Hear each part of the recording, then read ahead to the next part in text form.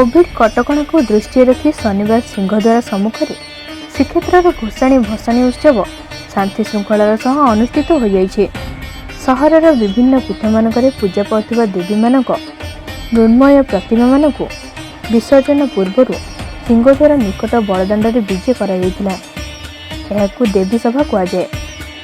उज्ज्वल आलोक ठाकुराणी मानक मेढ़र साजसजा सबू समग्र सिंहद्वार अंचल को झलसाई देइथिला।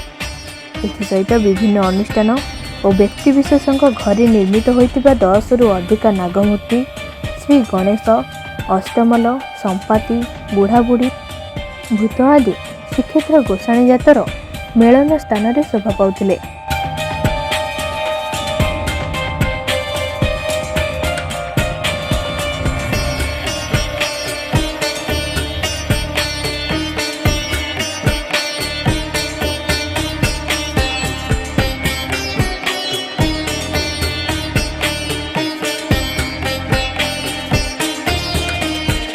आज देखुं ये देवी सभा कार्यक्रम आरंभ हो बर्तमान आज जगन्नाथ महाप्रभुर 100 वर्ष होइले महादीप उठिले ये महाप्रभु विसर्जन होगा बुझे।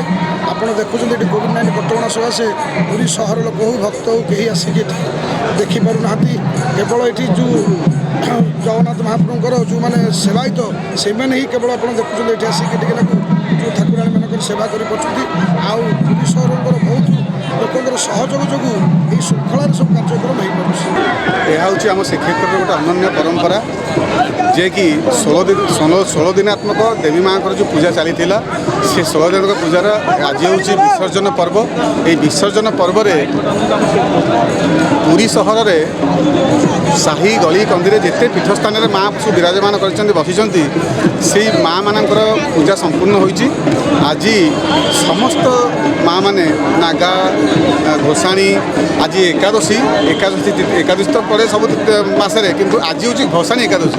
आज दुर्गा माँ माने सब आज एकत्रित हो सिंहद्वार मुख आसवे।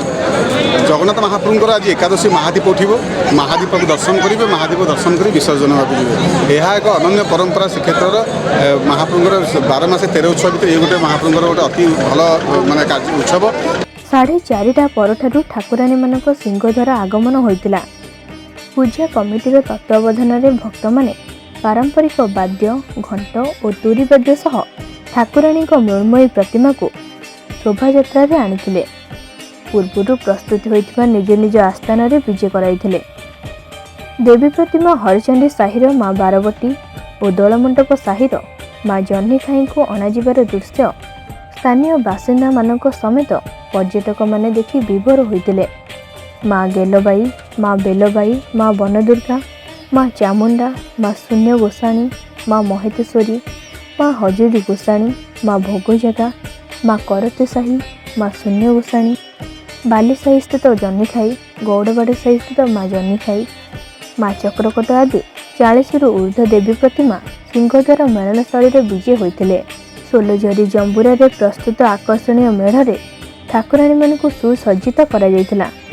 नागमूर्ति सब सिंहद्वार ठारे विराजमान होते। वीरवाद्य सांग को साही गली हरिबोल ध्वनि रे अंचल कंपी उठुला। बालीसाही, हरचंडी साही नागा सिंहद्वार निकट में पहुंची। संपाति, बुढ़ाबुढ़ी, मल्ल आदि प्रतिमूर्ति सबू श्रीमंदिर पार्श्व बड़दाण्ड में विराजमान होते। गोसाणी जात लगा जाइथिबा आलोकमाला रे सिंहद्वार अंचल झलसी उठिथिला। अनन्य जिनस ये ओडार कौन जगार जिनस ना यार मुख्य कारण असत्य पर सत्यर विजय। महिषासुर को दुर्गा वध करदे और रावण को वध कराइला से दिन रावण पड़ी हुए संपत्ति से रावण पड़ी कथार आसी आम जगार आज्ञा सुग्रीव महावीर पूजा हुए। सुग्रीव महावीर पूजा सहित हनुमान पूजा हुए से कारण बर्तमान संपाति कौन ना संपाति और जटे दुई जन भाई थे, दुई पक्षी भाई थे। जो सूर्य पाक से गले संपाति डेणा सब पोड़गला से पोड़ी तले पतित होगा।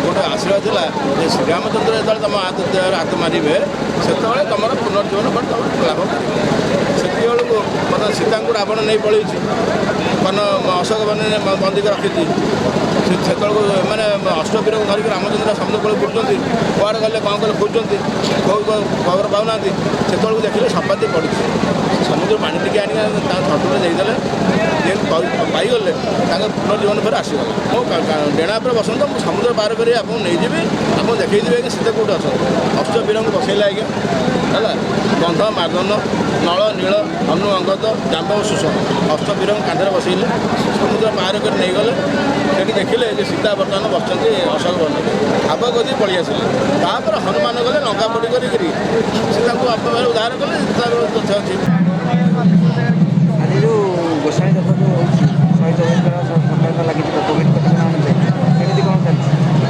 ନିଶ୍ଚିତ ଭାବେ ମାଙ୍କର ଆଗମନ ହେଇଥିଲା ଆଜି ଭସାଣୀ ଉତ୍ସବ ପୁରୀ ସହରରେ ପ୍ରତ୍ୟେକ ସାହି ଗଳି କନ୍ଦିର ଦେବୀମାନେ ମଣ୍ଡପରେ ବସିଥିଲେ ସମସ୍ତ ପ୍ରକାର କୋଭିଡ଼ କଟକଣା ରାଜ୍ୟ ସରକାରଙ୍କ ନିୟମାବଳୀ ଅନୁସାରେ ଏବଂ ମାନ୍ୟବର ଉଚ୍ଚତମ ନ୍ୟାୟାଳୟଙ୍କର ପ୍ରତ୍ୟେକ ନିର୍ଦ୍ଦେଶନାମାରେ ଭସାଣୀ ଉତ୍ସବ ପାଳନ ହେଉଛି ସବୁଠୁ ବଡ଼ ଦୁଃଖ ଏ ଭସାଣୀ ଉତ୍ସବ ପ୍ରତ୍ୟେକ ଜାଗାରେ ହେଲେ ମଧ୍ୟ ଶ୍ରୀକ୍ଷେତ୍ରରେ ଅନନ୍ୟ ପରମ୍ପରା ଅଛି ଦେବୀ ସଭା ବୋଲି କୁହାଯାଏ ଯାହାଫଳରେ କି ଏହି ମହାମାରୀ ଯୋଗୁଁ କୌଣସି ଭକ୍ତ ଏବଂ ପ୍ରତ୍ୟେକ ଦର୍ଶନାର୍ଥୀ ଏହାକୁ ଉପଭୋଗ କରିପାରୁନାହାନ୍ତି ଦେବୀ ସଭାକୁ ମାଆଙ୍କ ପାଖରେ ଏତିକି ନିବେଦନ ଏହି ମହାମାରୀ କରୋନା ତୁରନ୍ତ ପଳେଇ ଯାଉ ପୃଥିବୀ ପୃଷ୍ଠରୁ ପୁଣି ଯେମିତି ପୂର୍ବବର୍ଷ ଭସାଣୀ ଉତ୍ସବରେ ଆନନ୍ଦ ଉଲ୍ଲାସରେ ଭକ୍ତମାନେ ଦର୍ଶନାର୍ଥୀମାନେ ପ୍ରତ୍ୟେକ ସମସ୍ତେ ଉପଭୋଗ କରୁଥିଲେ ଦେବୀ ସଭାର ସେଭଳି ଭାବରେ ଉପଭୋଗ କରିବେ ଗୋସାଣୀ ଯାତ୍ରାକୁ ସର୍ବସାଧାରଣଙ୍କ ଦର୍ଶନ ଉପରେ ପ୍ରଶାସନ ପକ୍ଷରୁ କଟକଣା ଜାରି କରାଯାଇଥିଲା ମଧ୍ୟାହ୍ନ 12 ଘଟିକା ସମୟରୁ ଗୋସାଣୀ ଯାତ୍ରା ଶେଷ ହେବା ପର୍ଯ୍ୟନ୍ତ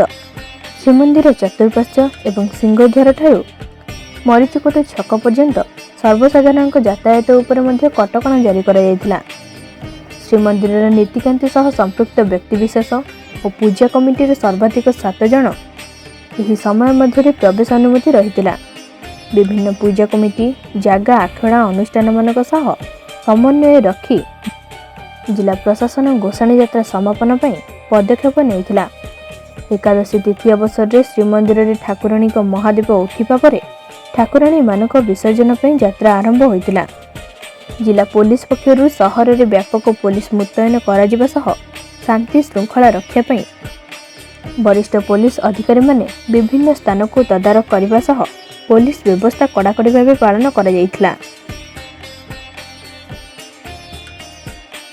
जा देवी सर्वभूतेषु शक्तिरूपेण संस्थिता नमस्तस्यै नमस्तस्यै नमस्तस्यै नमो नमः श्रीमंदिर सिंहद्वार सम्मुखରୁ କ୍ୟାମେରାମ୍ୟାନ୍ ସତ୍ୟ ପଟ୍ଟନାୟକ ସହ ସୁଧାଂଶୁଙ୍କର ରିପୋର୍ଟ ତୀର୍ଥକ୍ଷେତ୍ର ଲାଇଭ୍।